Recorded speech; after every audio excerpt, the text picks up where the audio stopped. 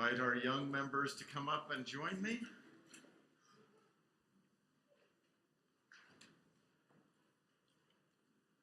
Good morning, good morning, good morning. How are you? We're going to be over here today.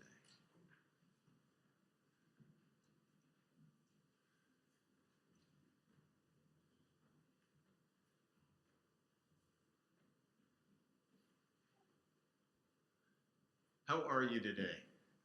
Good. I am glad to hear that. I have been thinking about parties.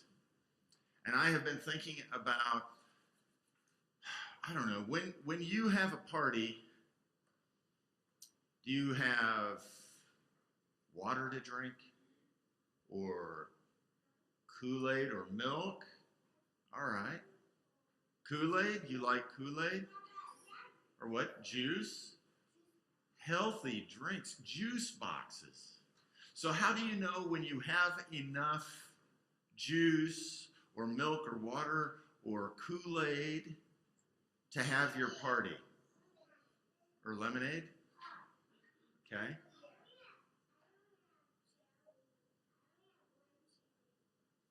Oh, cherry Kool-Aid? What if we had that much? If we filled that up with Kool-Aid, would we have enough Kool-Aid for your party?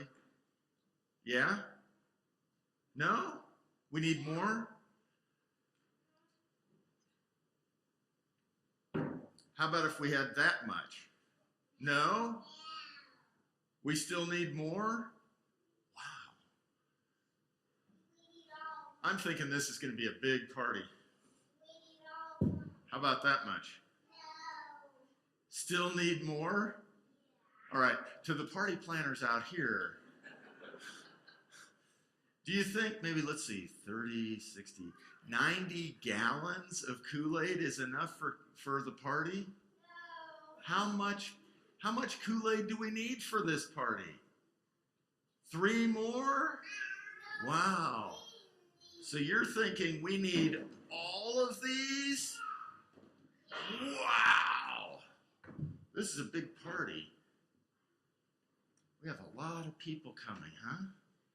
Is there a lot of people, or there's going to be a lot of Kool-Aid being drunk by the people who are there? A lot of people. Today we're going to hear a story about Jesus going to a wedding party.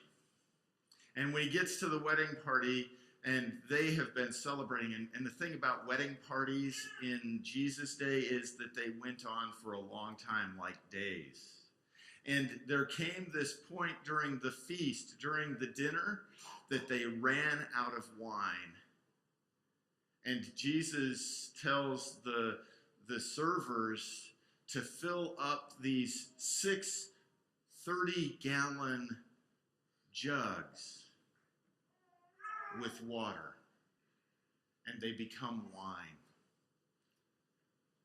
And we can get that's pretty cool, but it's what it tells us about who God is and who Jesus is that I think is more important. You see, with Jesus, there is plenty. There is lots. I mean, for pity's sake, if we filled all of these with Kool-Aid, we would have 180 gallons of Kool-Aid. Is that enough? Yeah. Yes, I think that'll be enough. In fact, I think that will be plenty enough. More than enough.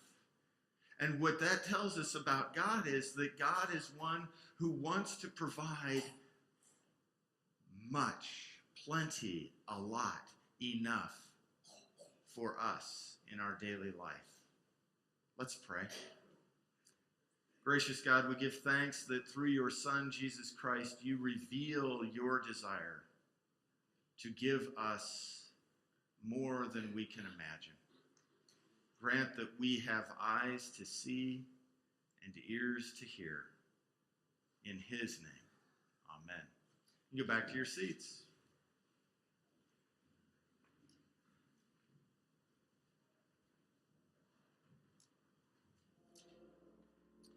The Holy Gospel according to John, the 2nd chapter.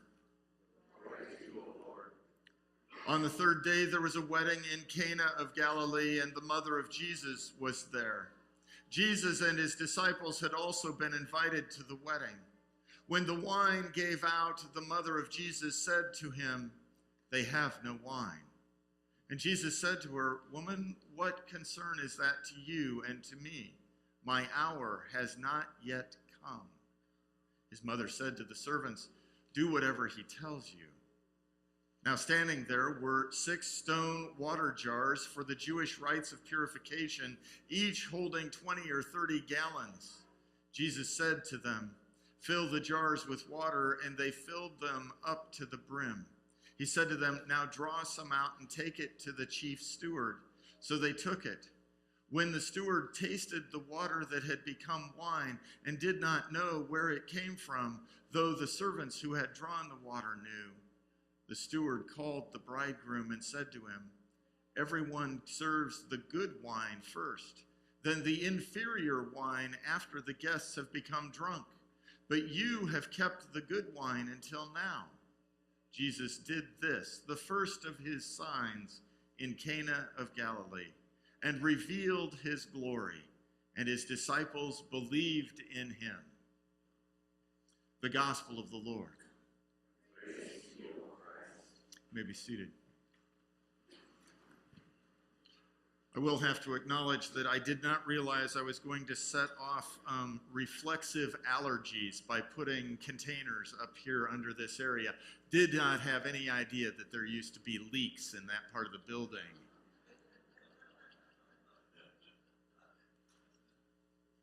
So I apologize.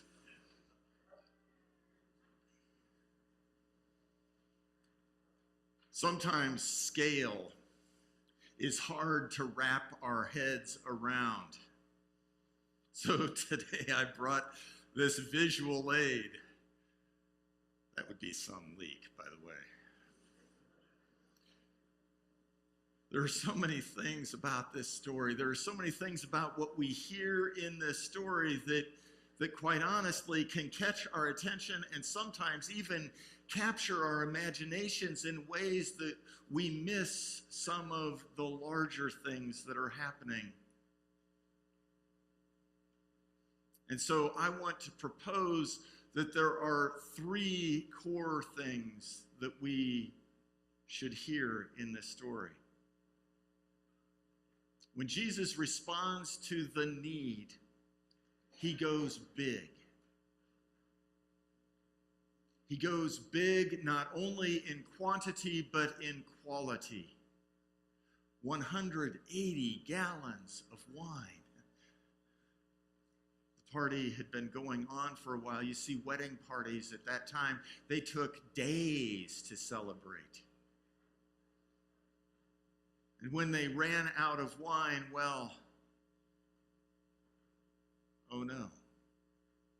See, the circumstance is one that would bring shame upon not just the wedding party, but also the whole community who had gathered around, and particularly the women of the community would be aware of this, because there's public space and private space, and most often women, at least in that time, had responsibility for the private space, the kitchen.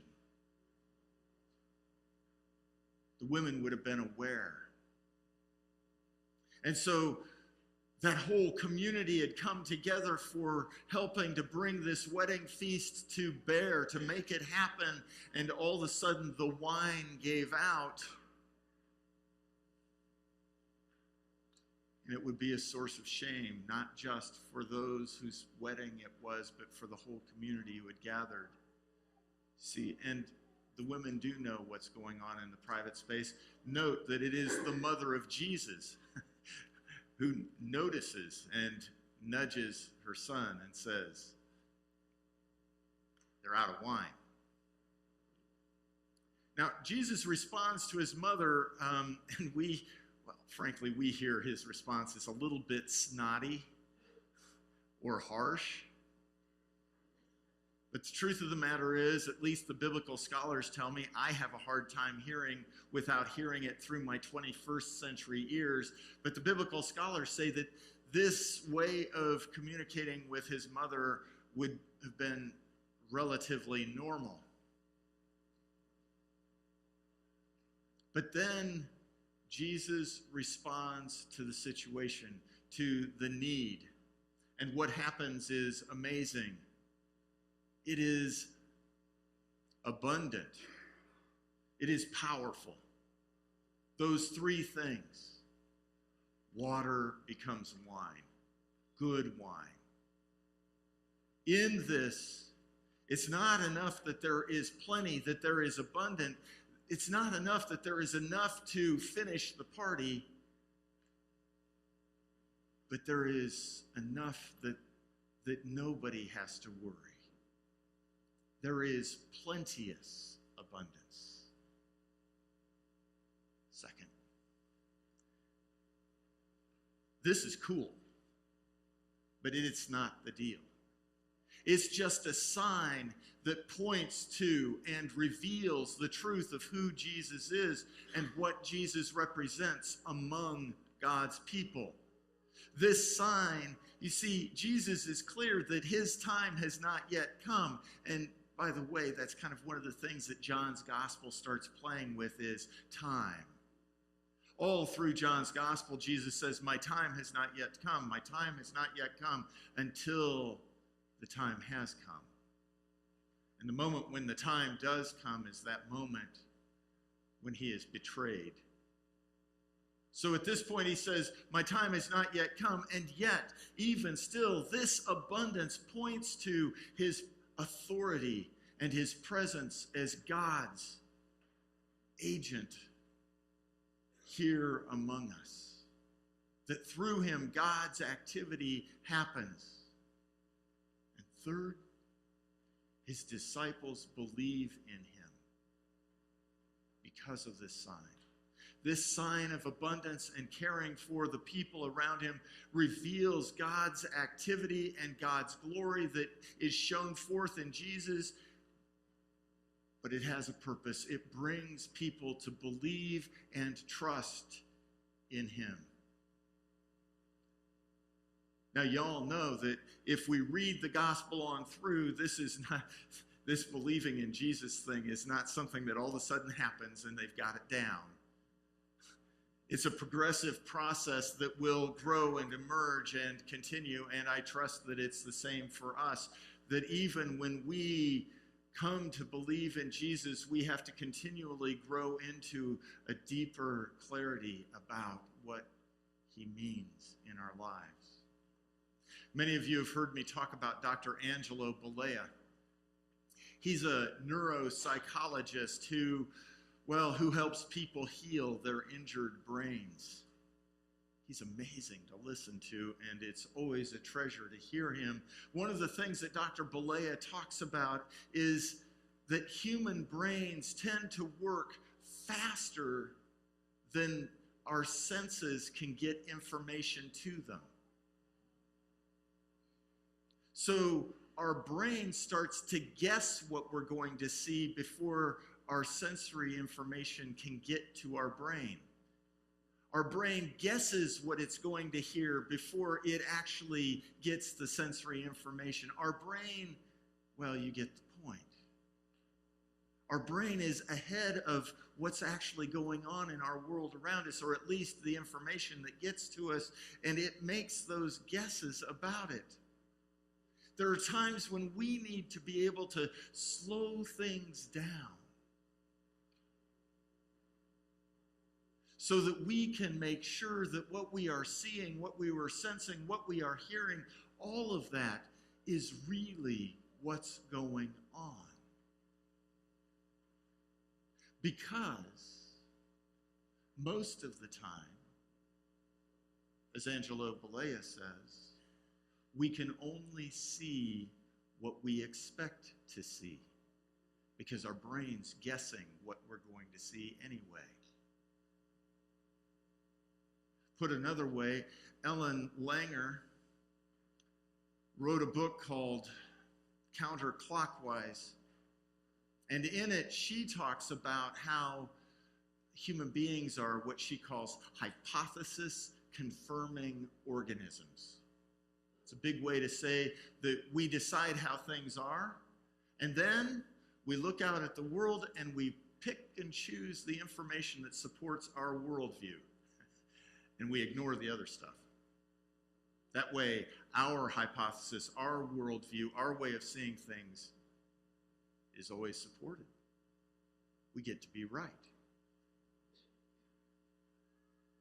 So the truth of the matter is that if indeed we see what we expect to see, or we form a hypothesis and we are constantly seeking to gather the data that supports our hypothesis and often ignoring information that would detract from that, what happens when we are confronted with such monumental abundance and it's not what we have come to expect or to believe? You see, the other night, the Bible study group came to the question. The question was, how and where have you seen God's abundance and presence? And at first, the answers were either very general, well, it's always here. I've just always trusted it. But then one person in the group offered a very specific experience of God's presence and God's abundance. And then it started to trick and trip for others in the room who started to recognize ways that God's abundance had been present to them as well. In fact, one individual told a story that was incredibly touching. And yet it pointed to a reality.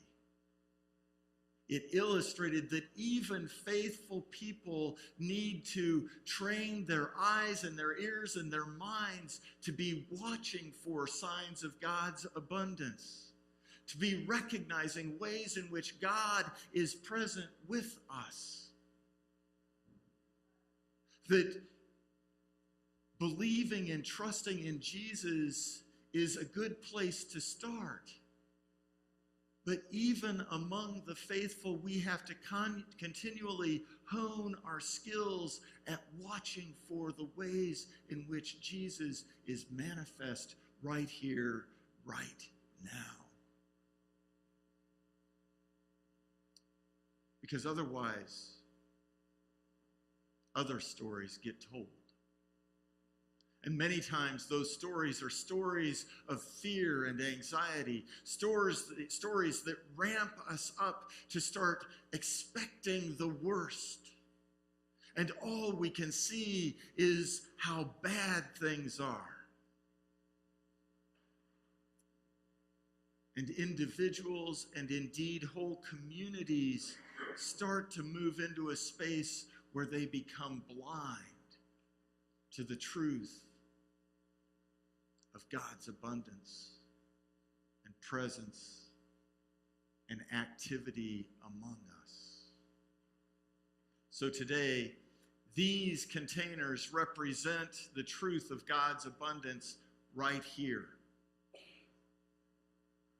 Let us each believe in Jesus and more so strive to train our eyes to recognize this abundance, this love, this grace that is in our midst. For indeed, these are a sign of God's power and authority in our lives that is already here, in and through the person of Jesus.